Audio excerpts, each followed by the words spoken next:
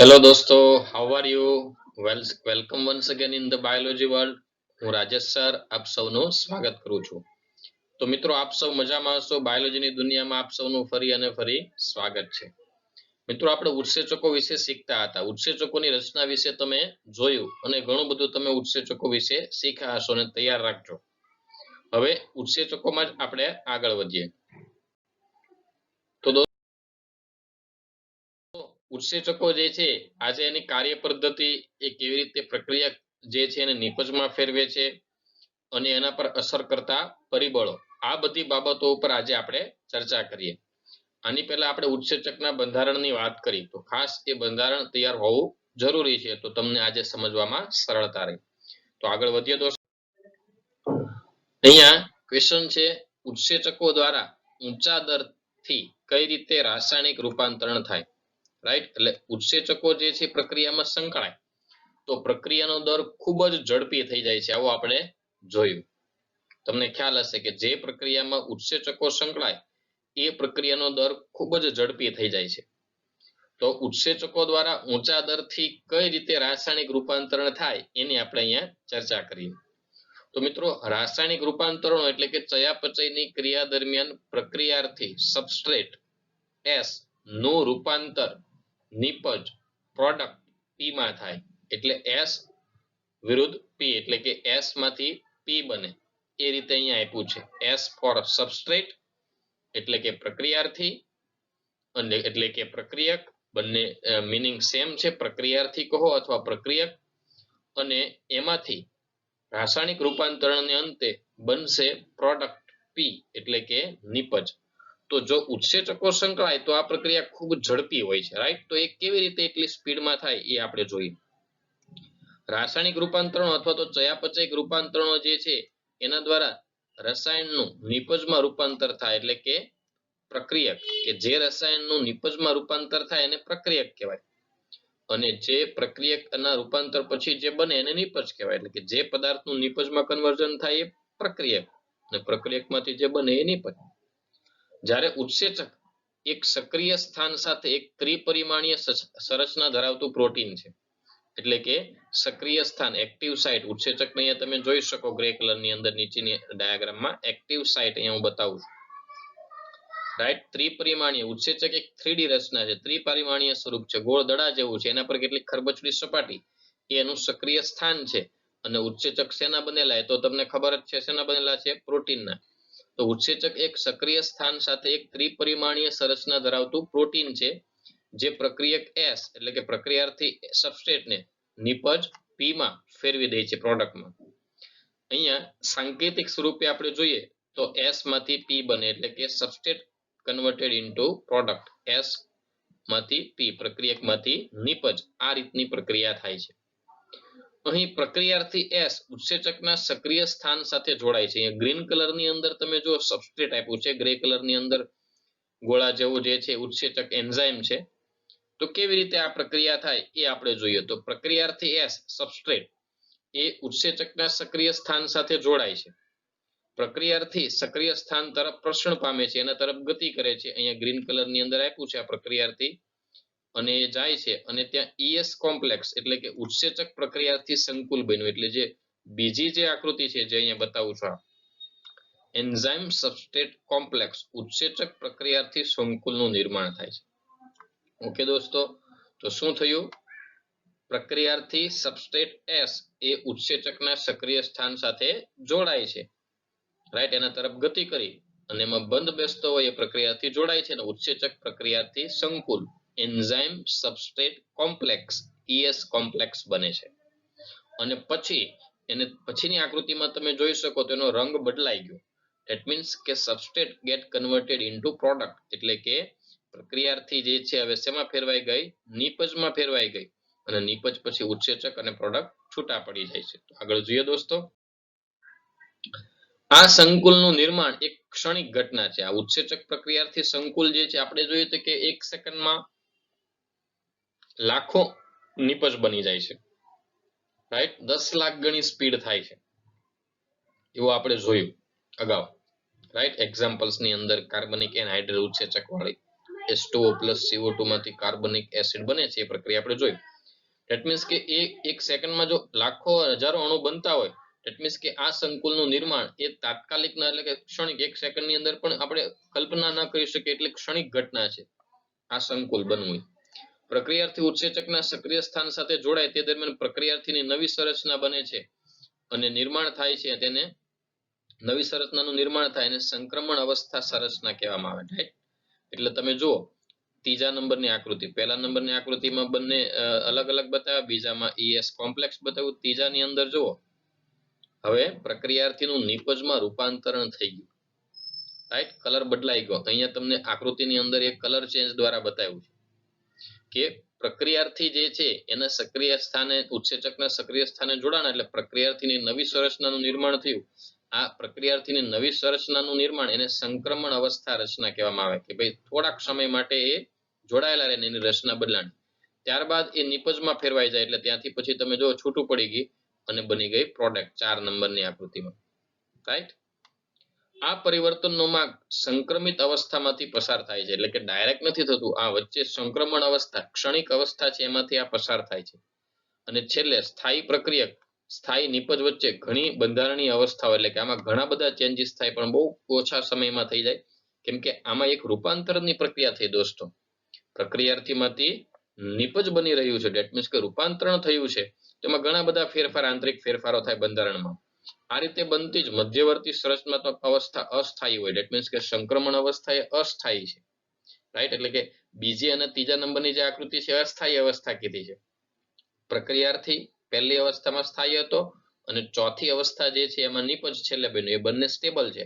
But વચ્ચે જે બીજા અને ત્રીજા નંબરની અવસ્થા છે જેમાં ઉત્સેચક પ્રક્રિયાથી સંકુલ બને અને પ્રક્રિયાર્થીનું નિપજમાં કન્વર્ઝન થાય એ મધ્યવર્તી સંરચનાક અવસ્થા કહેવાય, જે કેવી કહેવામાં આવે અસ્થાયી ક્ષણિક છે.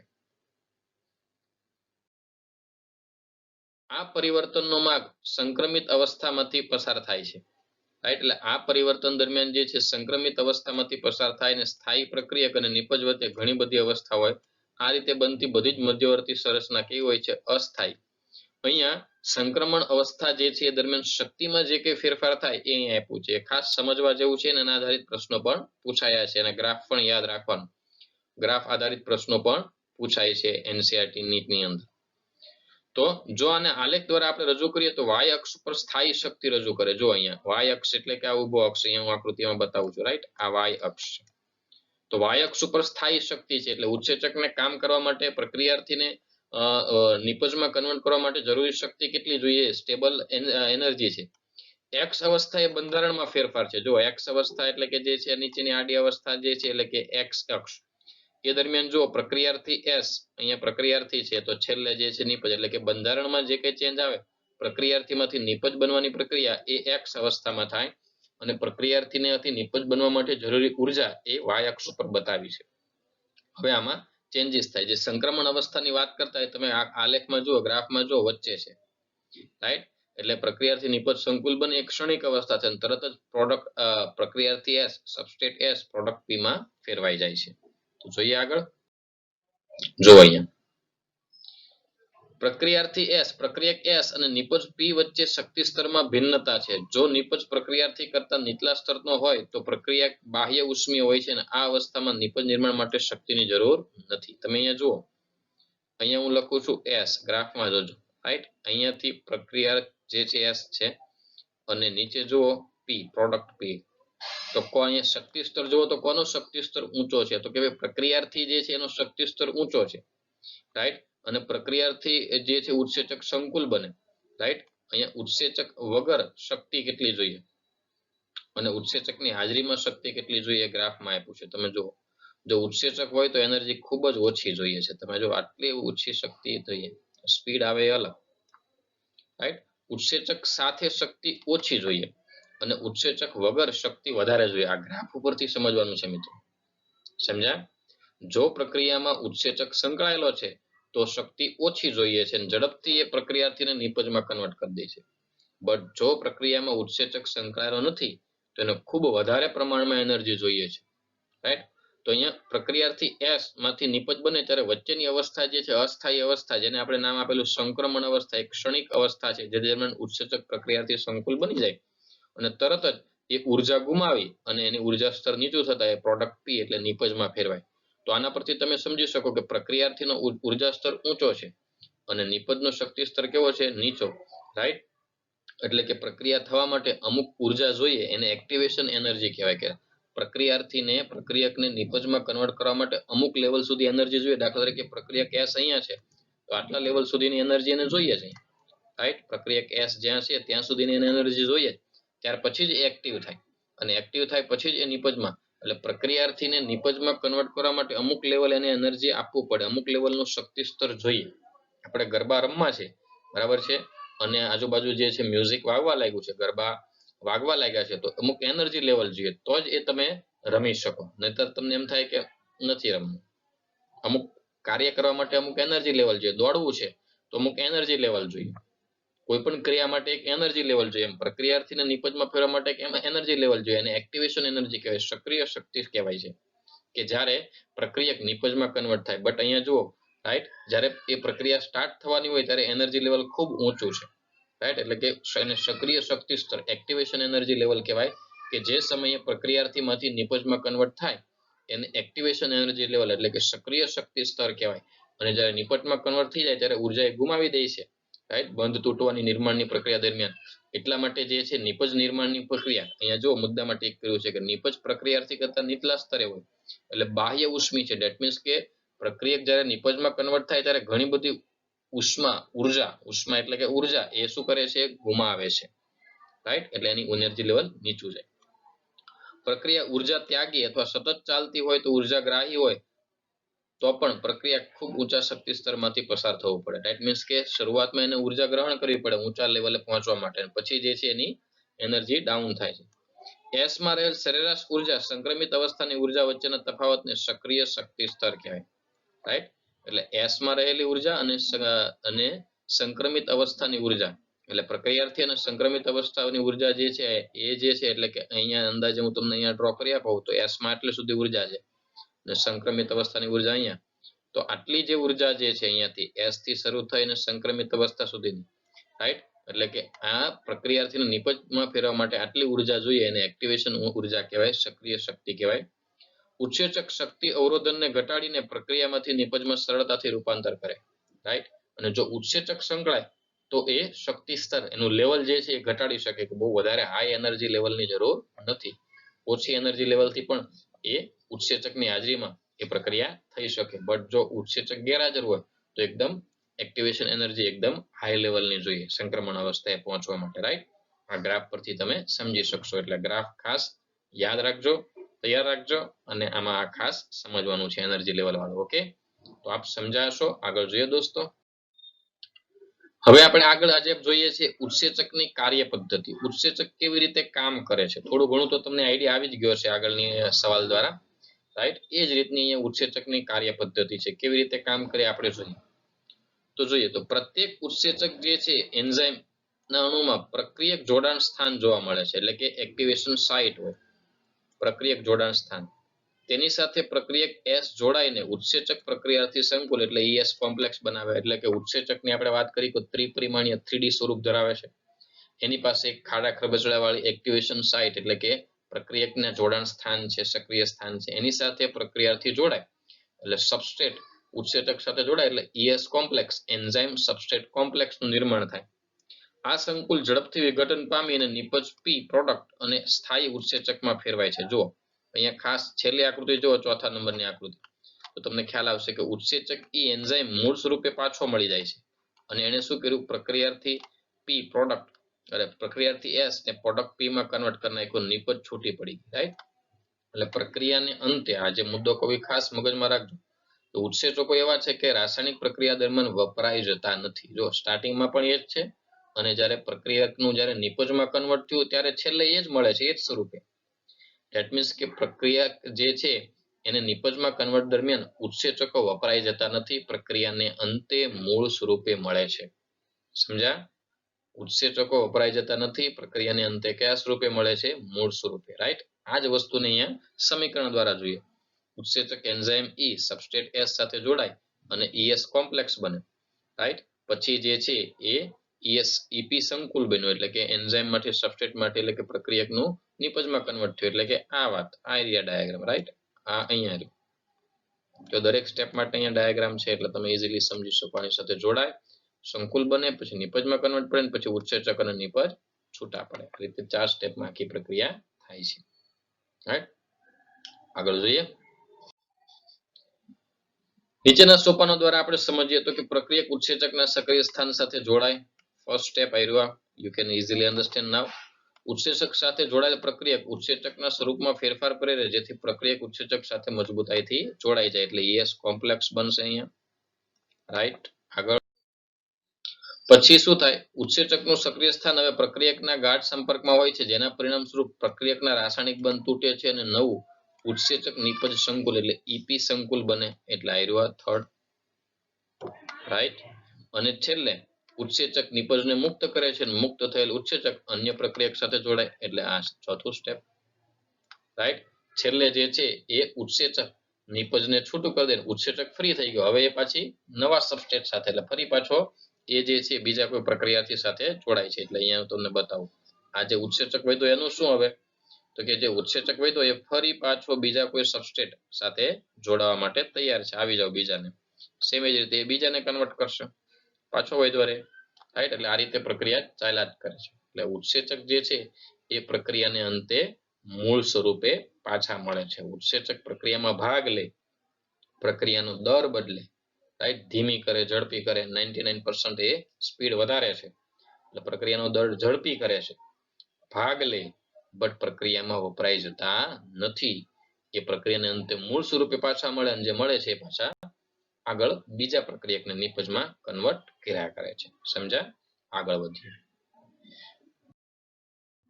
ઓકે તો ઉત્સેચકની કાર્ય પદ્ધતિ હતી એકદમ ઈઝી અને ખાસ તૈયાર પણ રાખજો પૂછાય એવો સવાલ છે એકદમ સહેલો પણ છે ઓકે દોસ્તો એટલે ખાસ તૈયાર રાખજો તો આગળ વધીએ હવે ઉત્સેચકીય ક્રિયા પર અસર કરતા પરિબળો વિશે ઉત્સેચકની પ્રક્રિયા પર કયા કયા પરિબળો અસર કરે તે જે પરિબળો પ્રોટીનની તૃતીયક સંરચનામાં ફેરફાર કરે તે ઉત્સેચકની સક્રિયતાને કારણે પણ અસર કરે છે આ મુદ્દો બહુ સમજવા જેવો છે આમાં ઓલરેડી આની અગાઉ આપણે મીનિંગ એનો સમજી ગયા છે પ્રોટીનનું તૃતીયક બંધારણ રાઈટ ઉત્સેચકો શેના બનેલા હોય પ્રોટીનના બનેલા હોય અને ઉત્સેચકો પ્રોટીનના બનેલા હોય તો પ્રોટીનના કયા બંધારણ જે છે જેમાં ઉત્સેચકો હોય તો કે તૃતીયક બંધારણ રાઈટ ઉત્સેચકો પ્રોટીનનું તૃતીયક બંધારણ ધરાવે તૃતીયક બંધારણમાં જે કંઈ ફેરફાર કરી શકે એ ઉત્સેચકમાં ફેરફાર કરી શકે ઉત્સેચકની સક્રિયતાને અસર કરે અને ઉત્સેચકની સક્રિયતાને અસર કરે એટલે પ્રક્રિયાના દરને અસર કરે સમજ્યા એટલે કહેવાનો મતલબ એમ છે કે જે રસાયણ જે પદાર્થ ઉત્સેચકના સ્થાનમાં ઉત્સેચક જે પ્રોટીનનો બનેલો છે એની રચનામાં ફેરફાર કરે તો એની સક્રિયતા પર અસર કરે અલ્ટિમેટલી એ પ્રક્રિયા પર અસર કરે છે જેમ કે પરિબળો તરીકે તાપમાન છે પીએચ છે પ્રક્રિયકની સાંદ્રતા છે વિશિષ્ટ રસાયણોનું ઉત્સેચક સાથે જોડાણ એની ક્રિયાશીલતાનું નિયમન કરે છે સ્પીડ વધારે ઘટાડે છે તેમજ જોઈએ તાપમાન અને પીએચ ઉત્સેચક સામાન્ય રીતે તાપમાન અને પીએચમાં મર્યાદિત ક્ષેત્રમાં કાર્ય કરે છે દરેક ઉત્સેચકની મહત્તમ ક્રિયાશીલતા એક ચોક્કસ તાપમાન અને પીએચ પર આધાર રાખે છે જેને ક્રમશઃ ઇષ્ટમાન તાપમાન અને ઇષ્ટતમ પીએચ કહે છે આ ઇષ્ટતમમાં ઉપર કે નીચે ઉત્સેચકની ક્રિયાશીલતામાં ઘટાડો થાય છે રાઈટ એટલે કહેવાનો મતલબ એમ છે કે ઉત્સેચક જે છે ઇષ્ટમાન તાપમાન અને પીએચ ઉપર કાર્ય કરે એટલે કે માફક આવે એ ટેમ્પરેચર ઉપર જ કાર્ય કરે છે અને માફક આવે એ પીએચ ઉપર જ દાખલા તરીકે કેટલાક ઉત્સેચકો જે છે એસિડિક માધ્યમમાં કામ કરે છે કેટલાક ઉત્સેચકો બેઝિક માધ્યમમાં કામ કરે એસિડિક પીએચ એટલે 7 થી ઓછી અને બેઝિક પીએચ એટલે 7 થી વધુ તો દાખલા તરીકે જઠરમાં તમને ખબર હશે પાચન દરમિયાન પેપ્સિન ઉત્પન્ન થાય છે જઠરમાં ઉત્પન્ન થતો ઉત્સેચક અને જઠરમાં એસિડ પણ ઉત્પન્ન થાય મંદ HCl ધેટ મીન્સ કે જઠરમાં એસિડિક માધ્યમ હોય સમજાણું તો જે ઉત્સેચકો જઠરમાં કામ કરતા હોય એની પીએચ 7 થી ઓછી હોય અને એસિડિક માધ્યમ જ માફક આવે રાઈટ એટલે પીએચ વાળા ચાર્ટમાં જોઈએ તો એ ઉત્સેચક જે છે એ ઓછી પીએચ માં કામ કરવા વાળા 7 માં ત્યાં જે એક્ટિવ હોય પછી જો પીએચ વધી જાય તો એનું કાર્યક્ષમતા ઘટી જાય અને કેટલાક ઉત્સેચકો એવા હોય કે જે બેઝિક માધ્યમમાં જ કામ કરતા હોય જેમ કે પક્વાશયના ઉત્સેચકો સ્વાદુપિંડના ઉત્સેચકો રાઈટ એ સ્વાદુપિંડમાં સ્વાદુરસના ઉત્સેચકો જે છે પક્વાશય આંતરડાના ઉત્સેચકો એને બેઝિક માધ્યમ જોઈએ એટલે 7 થી વધુ પીએચ એટલે દરેક ઉત્સેચકો જે છે એની ઇષ્ટમાન પીએચ એટલે એને માફક આવે એ પીએચ ઉપર જ કાર્ય કરે, રાઈટ. જો જે એસિડિકમાં કામ કરતા હોય એ 7 થી વધુ પર નિષ્ક્રિય થઈ જાય, અને જે 7 થી વધુ પીએચ બેઝિક માધ્યમમાં કામ કરતા હોય એસિડિકમાં કામ આપે નહીં. સેમ એવું તાપમાનનું છે, રાઈટ. એમાં ફેરફાર થાય તો થોડી ઘણી અસર થાય. નીચું તાપમાન ઉત્સેચકની ક્રિયાશીલતાને શું કરે છે? નિષ્ક્રિય કરે છે. અને ઊંચું તાપમાન ઉત્સેચકની ક્રિયાશીલતાને નષ્ટ કરે છે, કારણ કે ગરમીથી પ્રોટીન વિનિષ્ક્રિય થાય છે. જો ટેમ્પરેચરનું કીધું એકદમ લો ટેમ્પરેચર છે, 0 ડિગ્રી સેલ્સિયસ ટેમ્પરેચર છે, ટેમ્પરેચર માઇનસમાં છે, તો ઉત્સેચકની ક્રિયાશીલતા એકદમ ઘટી જાય, ઉત્સેચકોની નિષ્ક્રિયતા કહેવાય છે, રાઈટ. ઉત્સેચકો કામ આપતા નથી, રાઈટ. આ એની એક્ટિવેશન પ્રક્રિયા છે, રાઈટ. આ દિશામાં તો તમે જો ટેમ્પરેચર એકદમ લો છે તો ઉત્સેચકોની ક્રિયાશીલતા એકદમ ઓછી છે. જેમ જેમ ટેમ્પરેચર વધતું જાય માફક આવે ટેમ્પરેચર પર એની કાર્યક્ષમતા એકદમ હાઈએસ્ટ છે. અને જો વધારે પડતું ટેમ્પરેચર આવે તો ઉત્સેચકો નષ્ટ થઈ જાય, વિનિષ્ક્રિયકૃત થાય અને પ્રક્રિયાનો દર એકદમ જ લો થઈ જાય. જેમ કે આપણને તાવ આવે છે, આપણા બોડીની ઇનસાઇડ ટેમ્પરેચર, આપણું અંદરનું ટેમ્પરેચર 37 ડિગ્રી સેલ્સિયસ છે, ±1 થોડું ઘણું આમ તેમ ચાલે, રાઈટ. બટ 37 નું 38 39 ડિગ્રી સેલ્સિયસ થાય, રાઈટ. તો તરત જ આપણને તાવ આવી જાય છે. ત્યારે આપણી અંદર બધી જ ક્રિયાઓ સ્લો થઈ જાય, કારણ કે ટેમ્પરેચર હાઈ ગયું, ઊંચા તાપમાને ઉત્સેચકો વિનિષ્ક્રિય થાય, બધી જ ક્રિયા આપણી ચયાપચયની ઠપ થઈ જાય, સ્લો થઈ જાય, આપણી એનર્જી લેવલ સ્લો થઈ જાય, આપણું શરીર પણ થાક અનુભવે, રાઈટ. કંઈ સારું લાગતું નથી, બીકોઝ આપણા શરીરની અંદર જે ચયાપચય ક્રિયા કામ કરે છે એનું જે લેવલ છે એમાં કામ કરતા ઉત્સેચકો હાઈ ટેમ્પરેચરે ફીવર આવે ત્યારે કામ આપતા નથી, રાઈટ. તો આના પરથી તમે સમજાયા છો કે ઉત્સેચકો જે છે ચોક્કસ પીએચ ઉપર અને ચોક્કસ ટેમ્પરેચર જ કામ આવે, એનાથી ઓછું પણ નહીં, એનાથી વધારે પણ નહીં, તરત જ એના પર અસર થાય પ્રક્રિયા પર, રાઈટ. આગળ જોઈએ દોસ્તો. ત્યાર પછી જે પ્રક્રિયકની સાંદ્રતા વધારો થવાની સાથે સાથે સૌપ્રથમ ઉત્સેચકમાં પ્રક્રિયાનો વેગ વધે છે, રાઈટ. અહીંયા તમે આલેખમાં જુઓ કે વાય અક્ષ જે છે એ પ્રક્રિયાનો વેગ બતાવે છે. વી મેક્સિમમ એટલે મહત્તમ વેગ છે, અને વી મેક્સિમમ બાય 2 એટલે કે મહત્તમ થી અડધો, રાઈટ. તો પ્રક્રિયાની સાંદ્રતામાં વધારો થવાની સાથે સાથે ઉત્સેચકની પ્રક્રિયાનો વેગ વી પણ વધે છે. એટલે કે શરૂઆતમાં જે છે એક્સ અક્ષ ઉપર અહીંયા તમે જોઈ શકો કે સબસ્ટ્રેટ એસ છે, એટલે જેમ જેમ પ્રક્રિયાથી વધતો જાય એમ વેગ પણ વધતો જાય છે અમુક લેવલ સુધી, રાઈટ. એટલે હું તમને અહીંયા સમજાવું કે 50 આપણે ઉત્સેચકો છે એન્ઝાઇમ, રાઈટ. 50 ઉત્સેચકો છે એન્ઝાઇમ, રાઈટ. અને એમાં હું સબસ્ટ્રેટ એટલે પ્રક્રિયાથી ઉમેરું છું. પહેલા અમે 10 ઉમેર્યા, પછી બીજા 10 ઉમેર્યા, 20 ઉમેર્યા, 30 ઉમેર્યા, 40 ઉમેર્યા, ક્યાં સુધી વેગ વધશે?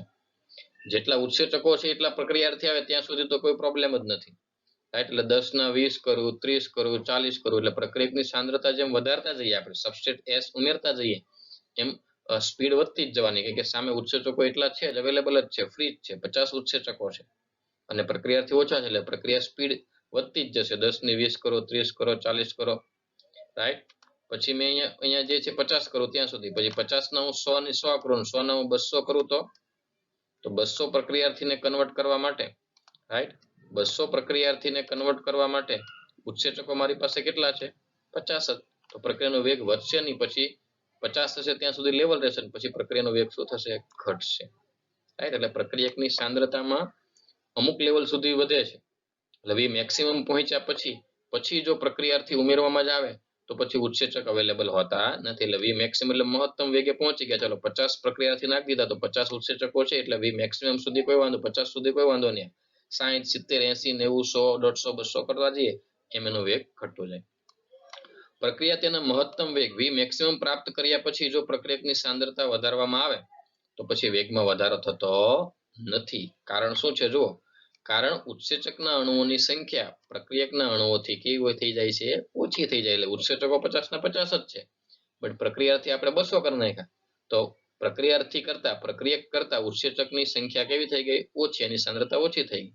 અને પ્રક્રિયકના અણુ ઉત્સેચક દ્વારા સંતૃપ્ત થયા પછી ઉત્સેચકનો કોઈ પણ અણુ વધારાના અણુ સાથે જોડાવા માટે ફ્રી રહેતો નથી, મુક્ત રહેતો નથી. એટલે 50 ઉત્સેચક હતા, 50 પ્રક્રિયાથી હતા ત્યાં સુધી દરેક ઉત્સેચક પ્રક્રિયાથી સંકુલ બનતું, પછી વધારાના જેટલા પણ પ્રક્રિયાર્થી ઉમેરાય એની માટે કોઈ ઉત્સેચક હવે ફ્રી નથી, મુક્ત નથી કે એને નિપજમાં કન્વર્ટ કરે. ધેટ મીન્સ કે વધારાના પ્રક્રિયાર્થી જે છે પ્રક્રિયામાં અવરોધ ઉભો કરશે અને ધીમે ધીમે પ્રક્રિયા સ્લો કરશે, રાઈટ. અને વી મેક્સિમમ જ્યારે મહત્તમ વેગથી અડધો વેગ હોય ત્યારે એને એનો અચળાંક કહેવાય km, રાઈટ. એનો અચળાંક કહેવામાં આવે km, પ્રક્રિયકની સાંદ્રતાનો અચળાંક છે km, યાદ રાખજો. માઇકલી મેન્ટેન અચળાંક કહેવાય એને km. m ફોર માઇકલી મેન્ટેન, વૈજ્ઞાનિકનું નામ છે માઇકલી મેન્ટેન અચળાંક km. બી મેક્સિમમ ની અડધો હોય તો એને km કહેવામાં આવે, રાઈટ. યાદ રાખજો, ગ્રાફ પરથી પૂછાય છે. ઓકે, સમજ્યા બરાબર? તો પ્રક્રિયકની સાંદ્રતા પણ અમુક લેવલ સુધી વધે પછી વધતી નથી. આગળ જોઈએ. હવે બીજી એક વાત, કોઈ પણ ઉત્સેચકની ક્રિયાશીલતા વિશિષ્ટ રસાયણો કે જે ઉત્સેચક સાથે જોડાય તેની હાજરીમાં સંવેદનશીલ હોય છે. એટલે કે અહીંયા ઉત્સેચક પ્રક્રિયાર્થીનું કેવું હોય, ફિક્સ હોય. જેમ તાળાકૂચી જેવો, લોક એન્ડ કી સિસ્ટમ જેવો હોય. જેમ કોઈ એક તાળું કોઈ એક જ ચાવીથી ખુલે, રાઈટ. ઘરમાં આપણી પાસે 2-3 તાળા છે અને ચાવી છે, પણ જે તાળાની જે ચાવી હોય એનાથી જે ખુલે, બીજા ચાવીથી એ ખુલતું નથી. એમ કોઈ ચોક્કસ ઉત્સેચક સાથે ચોક્કસ પ્રક્રિયાથી જ જોડાય, બીજા કોઈ જોડાઈ શકે નહીં, કેમ કે એનું ચોક્કસ સ્થાન હોય છે. તમે જુઓ, કોઈને ખરબચડું સ્થાન આ રીતનું હોય, આપણે જોયું ઉત્સેચકનું, તો એમાં એ આકારનો પ્રક્રિયાર્થી હોય જ એમાં જોઈન્ટ થઈ શકે, આવા આકારનો હોય જ જોઈન્ટ થઈ શકે પ્રક્રિયાર્થી એસ, રાઈટ. પછી હું એની જગ્યાએ બીજા કોઈ આકારનો આ આકારનો પ્રક્રિયાર્થી લાવું તો એ જોડાઈ શકશે નહીં, એટલે પ્રક્રિયાર્થી ઉત્સેચક સંકુલ બનશે નહીં. એટલે કે ઉત્સેચક પ્રક્રિયાર્થીનું કામકાજ લોક એન્ડ કી સિદ્ધાંત છે, તાળાકૂચી સિદ્ધાંત મુજબ છે. જેમ કોઈ એક તાળું કોઈ એક જ ચાવીથી ખુલે એમ કોઈ એક ઉત્સેચક એક જ પ્રક્રિયાર્થી સાથે જોડાય છે, રાઈટ. બટ કેટલીક વાર અહીંયા અવરોધકો પણ જોવા મળે છે જે પ્રક્રિયાને અવરોધે છે. કેવી રીતે જોઈએ, અહીંયા ડાયાગ્રામ પણ આપી છે, સમજીએ. જ્યારે કોઈ રસાયણ ઉત્સેચક સાથે જોડાય અને તેની પ્રક્રિયાને અટકાવી દે તો તેને અવરોધન કે રસાયણને અવરોધક, ઇન્હિબિટર કહેવાય છે, રાઈટ. દાખલા તરીકે અહીંયા પિંક કલરની અંદર ઉત્સેચક આપ્યો છે પ્રોટીનનો બનેલો, રાઈટ. એની આ રીતની જે સાઇટ છે તમે આકૃતિમાં જોઈ શકો, રાઈટ. પહેલી આકૃતિમાં તો કંઈક આ રીતે જે છે એની સાઇટ છે, એટલે કે એક્ટિવેશન સાઇટ, એટલે કે ત્યાં એ જોડાઈ શકે છે. ઓકે, સમજ્યા? હવે ઉત્સેચકનો પ્રક્રિયાર્થી જુઓ, પ્રક્રિયાર્થી કેવો છે, ગ્રીન કલરનો આયરો છે, આ પ્રક્રિયાર્થી છે, સબસ્ટ્રેટ, રાઈટ. એનું સક્રિય સ્થાન તમે જુઓ, ઉત્સેચકના બાઇન્ડિંગ સાઇટ ઉત્સેચકના સક્રિય સ્થાન સાથે જોડાય એવું જ છે. હવે બહારથી કોઈ એવું રસાયણ આવે છે, એ બ્લુ કલરની અંદર એ રસાયણ છે કોમ્પિટિટિવ ઇન્હિબિટર, એટલે કે અવરોધક છે. એ રસાયણ તમે જુઓ, એનો આકાર પ્રક્રિયાર્થી અલગ છે, પ્રક્રિયાર્થી નથી બટ એનું રસાયણ, બટ એની જોડાણ સ્થાન જુઓ, પ્રક્રિયાર્થીના જોડાણ સ્થાન સાથે મેચ થાય, ઉત્સેચકના સક્રિય સ્થાન સાથે મેચ થાય એવું છે. એટલે સીધું એ કોમ્પિટિશન કરશે કોની સાથે, ઉત્સેચક સાથે. તમે જો ઉત્સેચક ગ્રીન કલરનો છે, બ્લુ કલરનો અવરોધક ઇન્હિબિટર છે, બંને ઉત્સેચક સાથે જોડાઈ શકે એવી રચના ધરાવે છે. જ્યારે અવરોધક તેની આણ્વિક સંરચનામાં પ્રક્રિયાર્થી સાથે સમાનતા ધરાવે ત્યારે ઉત્સેચકની ક્રિયાશીલતાને અવરોધે છે, એને પ્રતિસ્પર્ધી અવરોધક કહેવામાં આવે, કોમ્પિટિટિવ ઇન્હિબિટર કહેવાય, પ્રતિસ્પર્ધી અવરોધક કહેવાય, રાઈટ. એટલે પ્રક્રિયાર્થી જેવી જ જોડાણ સ્થાન ધરાવે, એટલે ઉત્સેચકમાં પ્રક્રિયાર્થી જોડાય એ પહેલા એ રસાયણ જોડાઈ જાય, એવું રસાયણને અવરોધક કહેવાય. અને એ કોમ્પિટિશન કરે છે કોની સાથે, સબસ્ટ્રેટ સાથે, એટલે એને પ્રતિસ્પર્ધી અવરોધક કહેવામાં આવે, કોમ્પિટિટિવ ઇન્હિબિટર, રાઈટ. આવું રાસાયણિક પ્રક્રિયામાં પણ થાય છે, એક્ઝામ્પલ્સ દ્વારા આપણે સમજીએ. જો એનું રીઝન શું છે, તો કે અવરોધક જે છે એની રચના કોની સાથે મેચ થાય છે, પ્રક્રિયાર્થી. પ્રક્રિયાર્થી જે છે એની જોડાણ સ્થાન જુઓ અને અવરોધકનું જોડાણ સ્થાન જુઓ, બંને કોઈ ઉત્સેચક સાથે જોડાય એવું જ છે, એટલે એની સાથે જે છે એની રચનામાં સમાનતા દર્શાવે છે. અવરોધક પ્રક્રિયાર્થી સાથે ગાઢ સંરચનાત્મક સમાનતાના ફળસ્વરૂપ પ્રક્રિયાર્થી દ્વારા ઉત્સેચકના પ્રક્રિયાર્થી જોડાણ સ્થાન સાથે જોડાઈ જાય છે. એનું રીઝન શું છે, તો કે એ પ્રક્રિયાર્થી જેવી જ રચના ધરાવે છે, રાઈટ. એટલે કે પ્રક્રિયાર્થીની બદલે પેલો અવરોધક એની સાથે જોડાઈ જાય. એના પરિણામે શું થાય, પ્રક્રિયાર્થી જે છે એ ઉત્સેચકના જોડાણ સ્થાને જોડાઈ શકતા નથી, પરિણામે ઉત્સેચકીય પ્રક્રિયા મંદ પડી જાય, કારણ કે જેને જોડાવું જોઈએ એ પ્રક્રિયાર્થી છે, રાઈટ. એ જોડાઈ શકતા નથી ને એની બદલે કોણ જોડાઈ જાય છે, એની જગ્યાએ જોડાઈ જાય છે અવરોધક, સમજ્યા? એની જગ્યાએ જોડાઈ જાય છે અવરોધક, એટલે પ્રક્રિયાર્થીનું નિપજમાં કન્વર્ટનની પ્રક્રિયા એ સ્લો થઈ જાય, રાઈટ, અવરોધાય છે. દાખલા તરીકે ઉદાહરણ આપ્યું છે, ખાસ યાદ રાખજો, પૂછાઈ ગયેલું છે નીટની અંદર વારંવાર. સક્સિનિક ડિહાઇડ્રોજિનેઝનું મેલોનેટ દ્વારા અવરોધન. સક્સિનિક ડિહાઇડ્રોજિનેઝ ઉત્સેચક છે, રાઈટ. એનું અવરોધક મેલોનેટ દ્વારા અવરોધન જે સંરચના પ્રક્રિયાથી સક્સીનેટ સાથે વધુ સમાનતા ધરાવે. જો આવા પ્રતિસ્પર્ધી અવરોધકોનો ઉપયોગ બેક્ટેરિયલ રોગકારકોને નિવારવા માટે થાય છે. એટલે કે આવા અવરોધકો જે છે રસાયણો એ દવા દ્વારા આપી અને બેક્ટેરિયલ રોગો જે છે નિવારાય છે. રાઈટ. એટલે રસાયણ દવા જે ડ્રગ્સ આપવામાં આવે એમાં આવા અવરોધકો જ હોય જે નેચરલી અહીંયા અવરોધે છે. એટલે કે અહીંયા શું કહેવાનો મતલબ પ્રક્રિયાથી કોણ છે? સક્સીનેટ. રાઈટ. સક્સીનેટ એટલે સબસ્ટ્રેટ એસ, આ ગ્રીન કલરનો સક્સીનેટ છે માની લો. રાઈટ. અને એને અવરોધે છે આ બ્લુ કલરનો મેલોનેટ, એમ લખી દઉં છું. રાઈટ. તો સક્સીનેટને જોડાવાનું હોય, સક્સીનેટને જોડાવાની જગ્યાએ કોણ જોડાઈ જાય છે? મેલોનેટ. તો મેલોનેટ અહીંયા શું થઈ ગયું? પ્રતિસ્પર્ધી અવરોધક. સમજ્યા?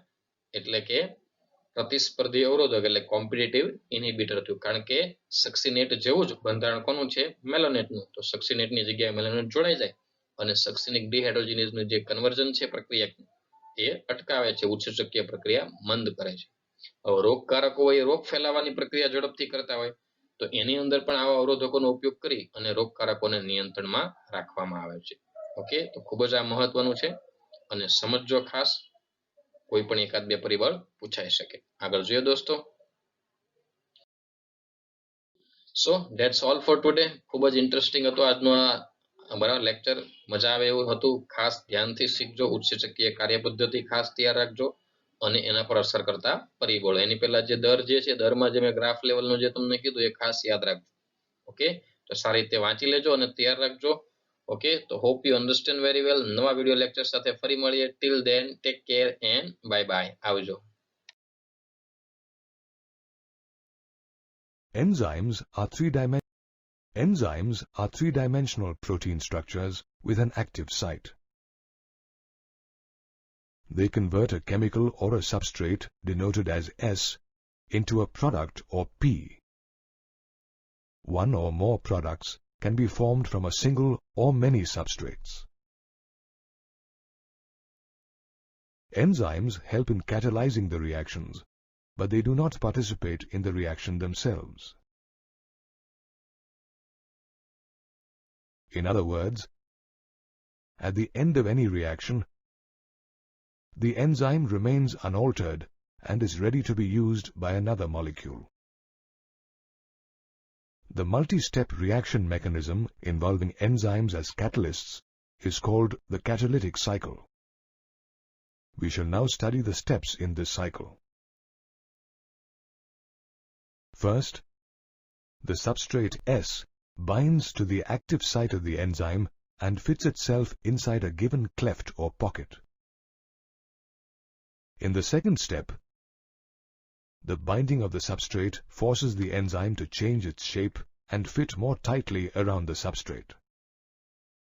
This leads to the formation of a highly reactive enzyme-substrate complex or ES complex.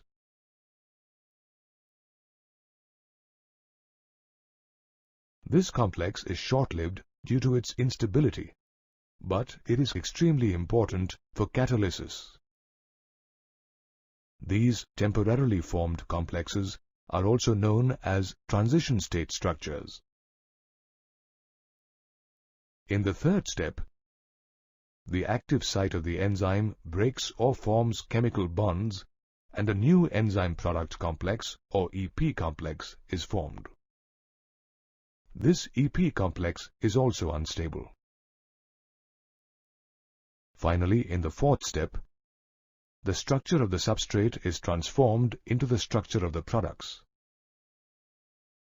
During the enzyme action, there can be many temporary, unstable structural states between the stable substrate and the product. For example, ES and EP complexes. These states are also known as altered structural states. Stability refers to the energy status of the molecule or the structure. In other words, stable structures can exist in nature without any uptake or release of energy. For example, S and P have a low energy status and are stable, whereas ES and EP complexes with a high energy status are unstable.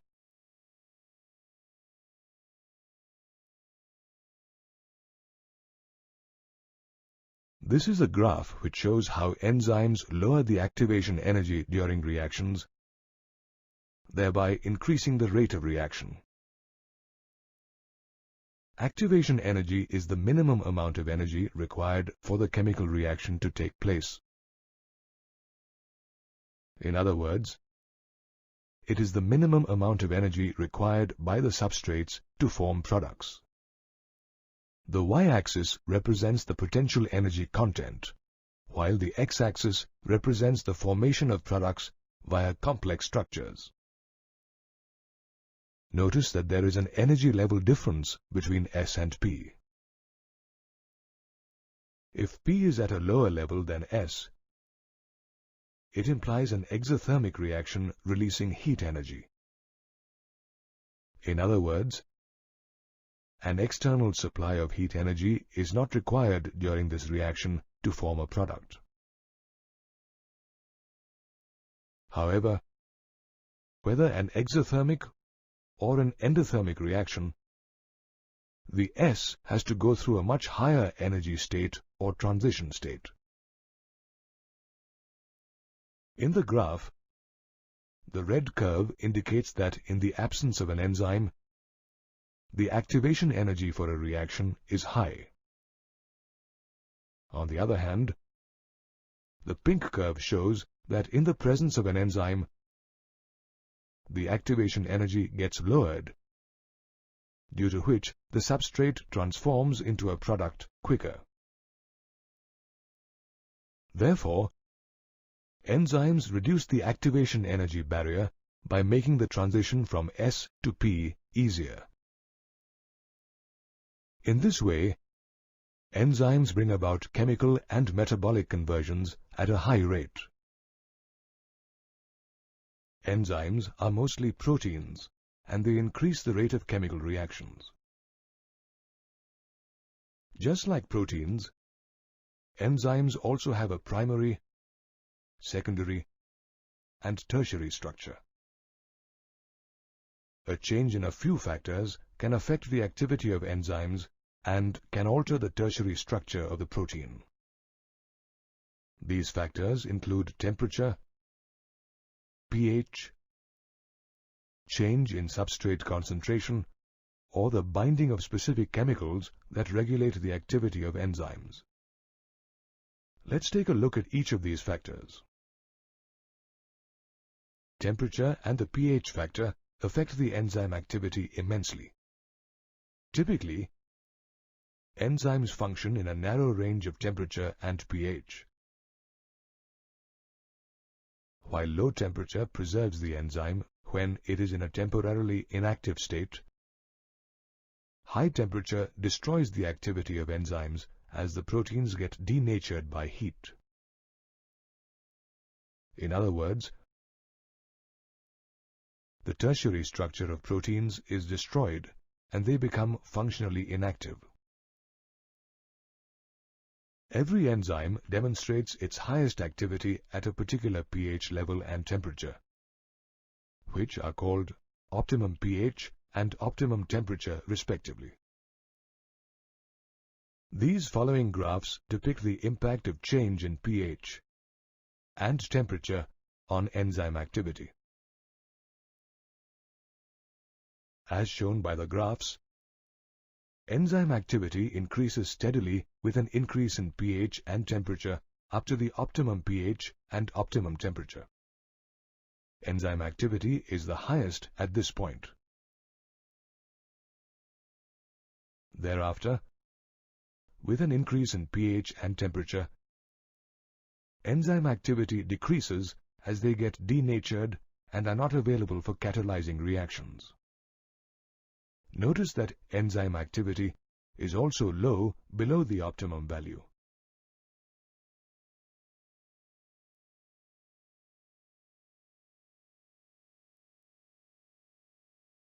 Change in substrate concentration is the second factor impacting enzymatic activity. Here's a graph which shows enzyme velocity at many different concentrations of substrate. If the substrate concentration increases, initially, the velocity of enzymatic reaction rises.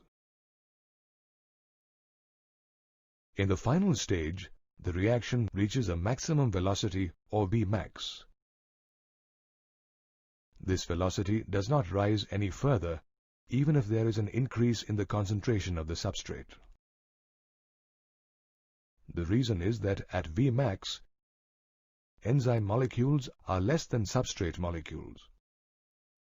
After the saturation of these molecules, there are no free enzyme molecules that can bind with the extra substrate molecules. The third factor that shuts off enzyme activity is the binding of a certain chemical. This process is called inhibition, and the chemical that induces it is called an inhibitor. For example, malonate is a competitive inhibitor of succinate, which gets converted to fumarate in the presence of succinic dehydrogenase. Sometimes the molecular structure of the inhibitor closely resembles that of a substrate. Such an inhibitor is known as a competitive inhibitor, and it impacts the activity of the enzyme. Since this inhibitor is structurally similar to the substrate, it competes with the substrate for the substrate binding site of the enzyme. As a result, the substrate cannot bind and enzyme action is reduced. For example, penicillin binds at the active site and inhibits the transpeptidase enzyme that cross-links the peptidoglycan strand to form the bacterial cell wall.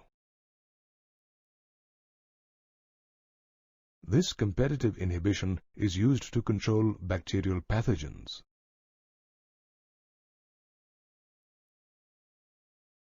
Thus, enzyme activity depends on physical factors such as temperature and pH, and the chemical surroundings such as substrate concentration and the binding